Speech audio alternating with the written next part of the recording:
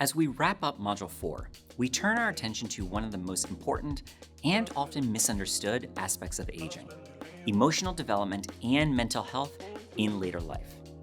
Throughout this course, we have challenged deficit-based narratives of aging. Emotional aging is another area where stereotypes often fall short. While aging may involve physical changes and shifting social roles, it does not necessarily involve emotional decline. In fact, many studies show that emotional regulation and life satisfaction often improve with age. At the same time, older adults remain vulnerable to certain mental health challenges, including depression, anxiety, and complicated grief. We covered a few of these in the previous module, but we'll deepen our understanding here. Being cognizant of both the strengths and vulnerabilities of emotional aging allows us to support well-being more effectively.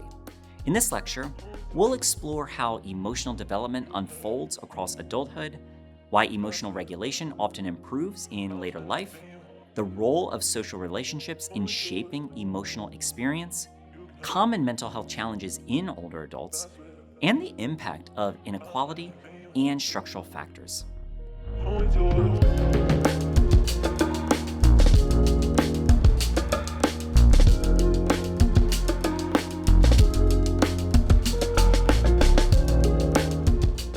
Let's begin with a foundational insight from research on emotional aging.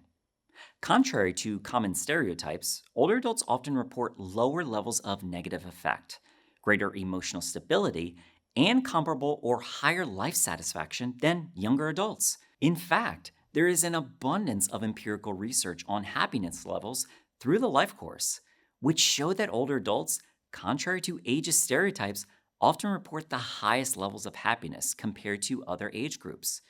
When we plot out happiness across the life course, the happiest cohorts tend to be young adults and older adults. Those with the lowest happiness levels, in turn, tend to be those in midlife, those with increased responsibilities and stresses related to employment, child rearing, and other major life milestones. But it's more complex than that. Older adults aren't just happier. Research suggests that older adults tend to experience fewer intense negative emotions in daily life. They are less reactive to minor stressors and more skilled at regulating emotional responses. One explanation for this pattern comes from socio-emotional selectivity theory, which we discussed earlier. As individuals perceive time as more limited, they prioritize emotionally meaningful goals and relationships.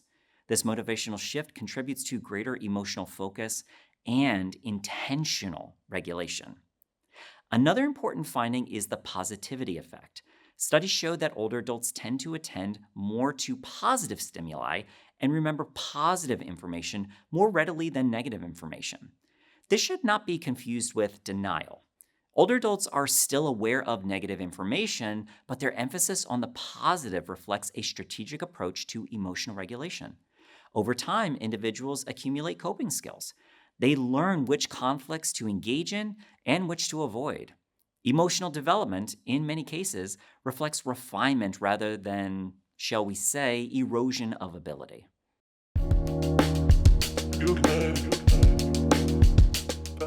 Emotional development does not occur in isolation. It can be deeply shaped by social relationships. Research on adulthood shows that older adults tend to maintain smaller but more emotionally meaningful social networks. They may reduce peripheral relationships while investing more deeply in close ties. In this way, family relationships often become central in later life. Grandparenting, sibling bonds, and long-standing friendships can provide strong emotional anchors. However, relationships are not always purely positive. Ambivalence, experiencing both positive and negative feelings towards close family members, is common. Older adults often navigate family conflict with greater emotional regulation, sometimes choosing to disengage from unnecessary tension. Daily emotional experiences are shaped by small stressors, what researchers call daily hassles. Interestingly, older adults often report fewer interpersonal conflicts compared to younger adults, perhaps due to greater selectivity in social interactions.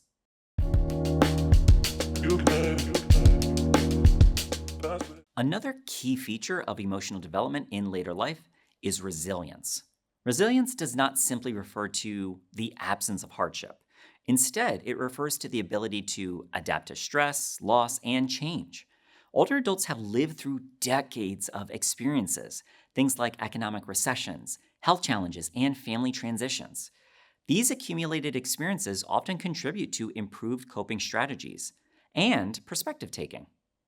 Many older adults engage in life review and reminiscence, reflecting on life experiences in ways that foster meaning and integration. Narrative identity, the story individuals tell about their lives, can strengthen emotional coherence. At the same time, resilience is not evenly distributed. Structural inequality influences access to coping resources, healthcare, and social support.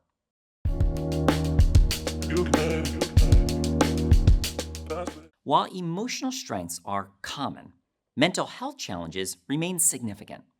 Let's review a few we've covered already, but also cover a few new considerations. We'll start with depression. As previously discussed, depression is not a normal part of aging. Symptoms may include persistent sadness, loss of interest, sleep disturbances, fatigue, and difficulty concentrating. In older adults, depression may present differently. It may appear as irritability, withdrawal, or somatic complaints. Risk factors include chronic illness, pain, social isolation, bereavement, and economic stress. Depression is frequently underdiagnosed in older adults, partly due to stigma and partly because symptoms may overlap with medical conditions. Importantly, depression is treatable, and early intervention significantly improves outcomes. Now let's talk briefly about anxiety. Anxiety disorders are also prevalent in later life, often co occurring with depression and chronic illness. Older adults may experience generalized anxiety, health related anxiety, or worry about independence or caregiving burden. Anxiety can exacerbate physical symptoms and reduce quality of life. Then there's grief and grieving. Loss is a common experience in later life. The death of a spouse, siblings, or close friends can profoundly affect emotional well being. Grief is a normal response to loss. However, complicated grief involves prolonged, intense symptoms that interfere with functioning. The ability to distinguish between grief and depression is an essential skill for healthcare professionals. While they may overlap, grief often involves waves of sadness tied specifically to loss, whereas depression is more pervasive. And finally, we'll touch upon suicide risk. One sobering reality is that suicide rates are elevated among older adults, particularly older men. Contributing factors may include social isolation, chronic illness, access to lethal means, and reluctance to seek help. This underscores the importance of screening, reducing stigma, and integrating mental health care into primary care settings.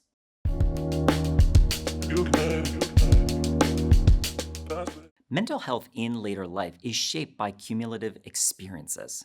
The life course perspective reminds us that poverty, discrimination, trauma, and limited educational opportunity accumulate over decades. Structural barriers, including inadequate access to culturally competent mental health care, exacerbate disparities. To put it another way, intersectionality matters, and we can't ignore the context through which an older adult had previously moved through the life course. Gender, race, ethnicity, socioeconomic status, and sexual orientation all influence both exposure to stress and access to support.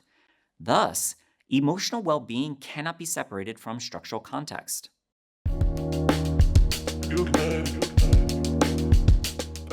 As we integrate today's discussion with broader course themes, several connections emerge. First, emotional well being is central to successful aging. Successful aging is not defined solely by physical health. Emotional resilience and meaningful relationships are foundational.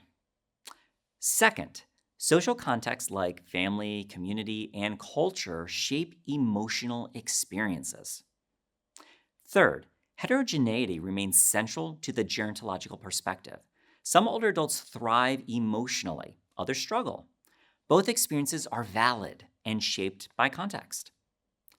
Finally, age informed integrated mental health services are critical for supporting emotional well being among older adults.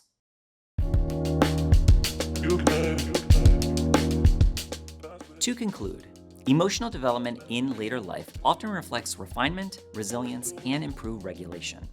Many older adults experience strong emotional well being and life satisfaction. At the same time, depression, anxiety, grief, and suicide risk remain significant concerns that require attention and support. Understanding both strengths and vulnerabilities allows us to move beyond stereotypes and toward nuanced, equitable care. As you reflect on today's lecture, consider this question: how might recognizing both emotional strengths and vulnerabilities in later life reshape the way healthcare and social systems approach older adults? This concludes the third and final lecture for Module 4.